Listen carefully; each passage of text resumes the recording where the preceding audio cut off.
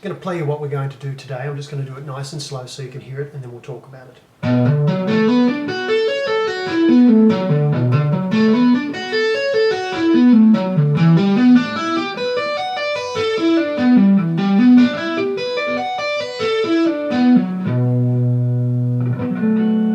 Okay, so what we're going to be doing, that's a very slowed down version of a string skipping tapped arpeggio. These are really cool, and when you speed them up, they sound amazing. You'll hear more and more of them in modern rock playing. And this will just give you an idea of how they go. Now this one's pretty straightforward. It's a minor 7, add 9, add 11, right? What would normally be called a minor 11 arpeggio.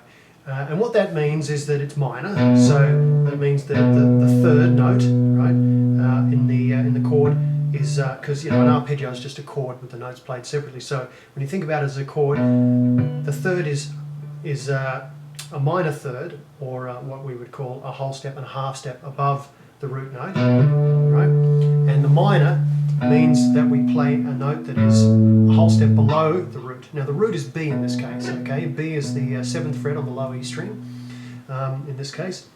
So this one has a D in it, it has an A in it, okay? That's the minor third and the minor 7th. Now I said it also has a 9th and an 11th in it. When I say a 9th, I mean like an octave is 8 notes, right? So the 9th is one above, an octave above the root. So if that's the root and that's the octave above, that would be the 9th, if that makes sense. And the 10th would be that, and the 11th would be that.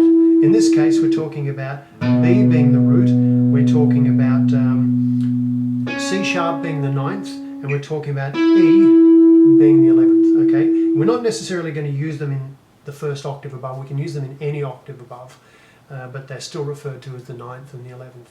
I didn't make the rules, just telling you how it is.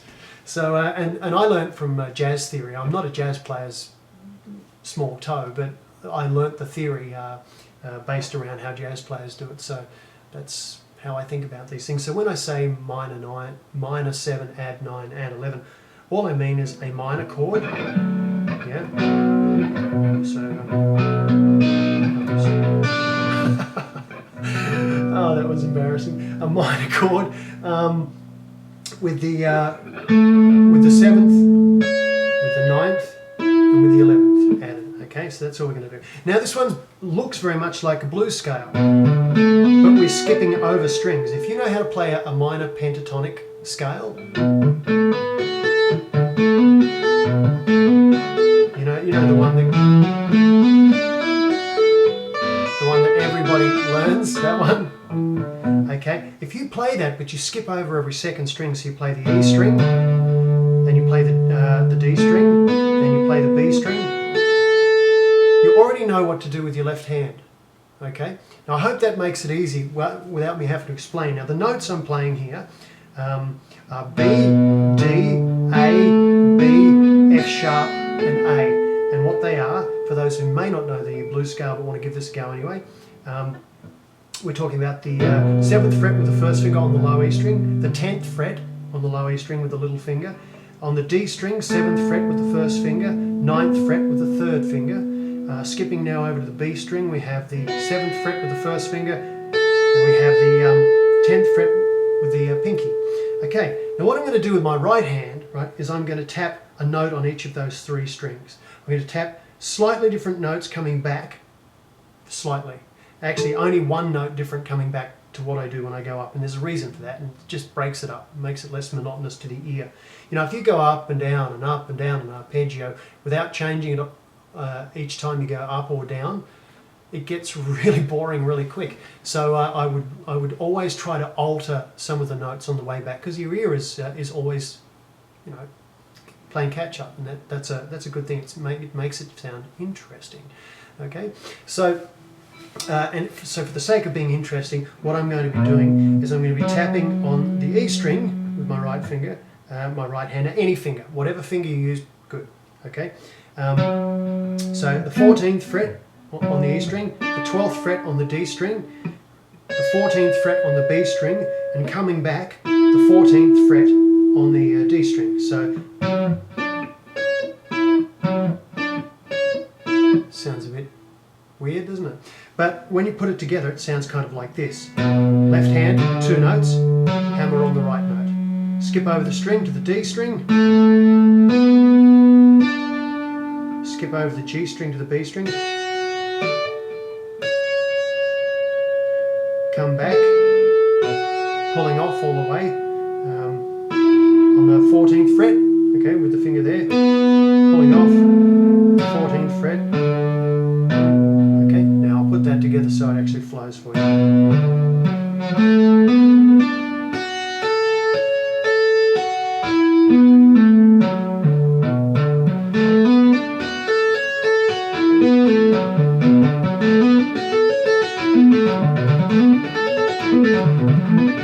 So you get this kind of flowing happening, and then you can speed it up.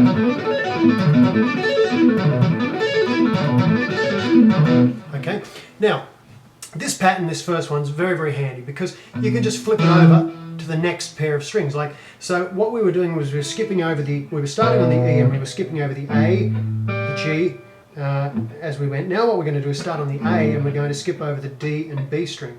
Okay, so we're going to do the same shape.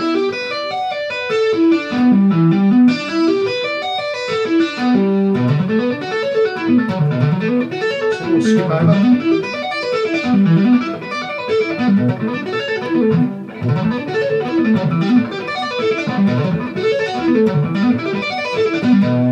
So you can go up and down the 2. Now, I hope that's pretty straightforward, right? So I would just say to you, just work it at a pace where you can get everything even.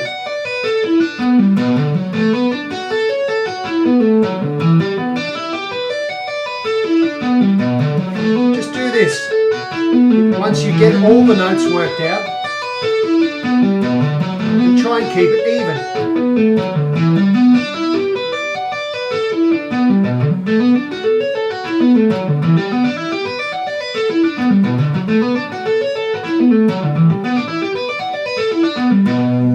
Okay, so that'll take some time if you've never done anything like this before. If you already have great dexterity and good coordination within your hands, and you're quite used to tapping, then you'll probably pick that up fairly quick. So that's great. So the idea is then to add to it, right, to embellish it.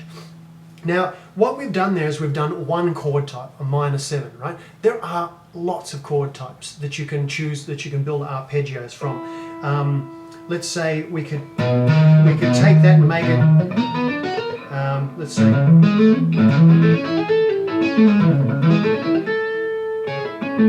could use major 7.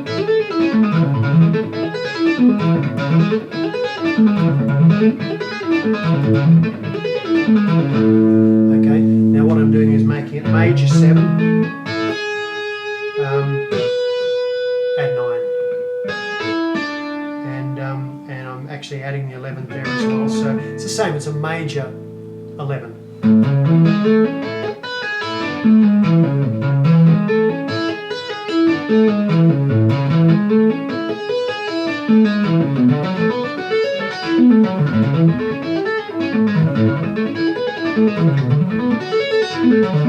Okay, so you've got the we'll work on those in another video, but you've also got the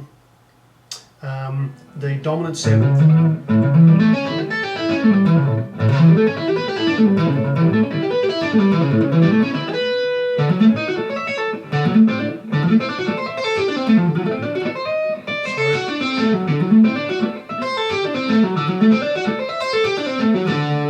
Okay, you've also got diminished.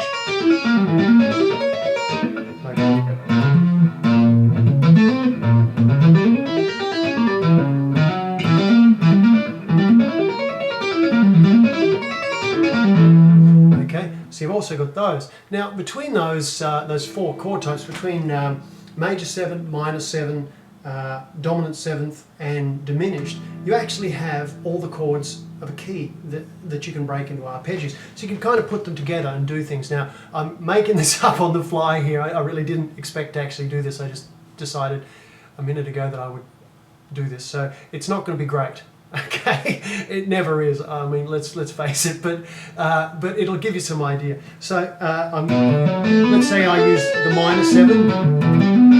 That would be a sorry. So that would be a B minor 11, A minor 11,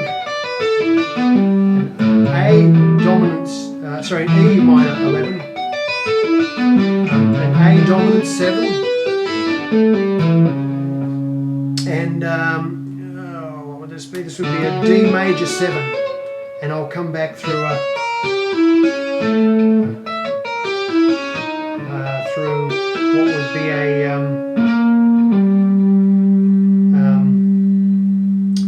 probably oh hell, what the hell is that?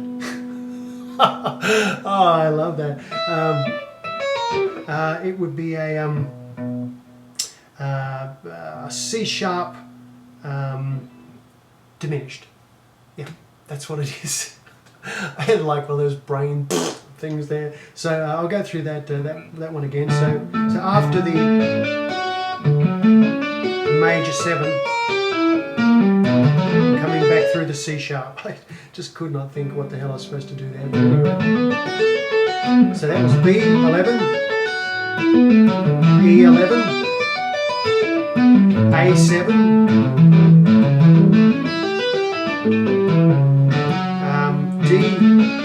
D major 7, C sharp, yeah, C sharp diminished.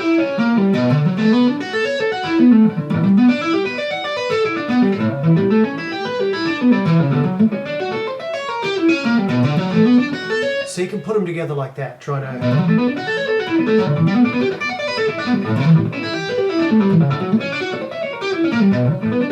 that kind of thing. Not awesome, but it gives you a concept of what you can do with it. Now, if you can really string those together well, if you can work them up and coordinate them, it sounds fantastic.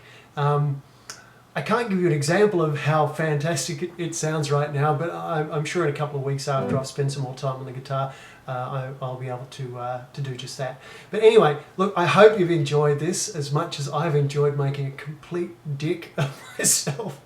You know, I'm happy to get on here and make a complete twat out of myself. I don't really care about that. That's fine. As long as you get something from what I'm trying to show you here, and as long as you go, hey, I could incorporate that into my playing, then you've made me a very, very happy man. So anyway, thanks so much for watching. I really appreciate it. You guys are awesome. Take care, and I'll see you in the next video.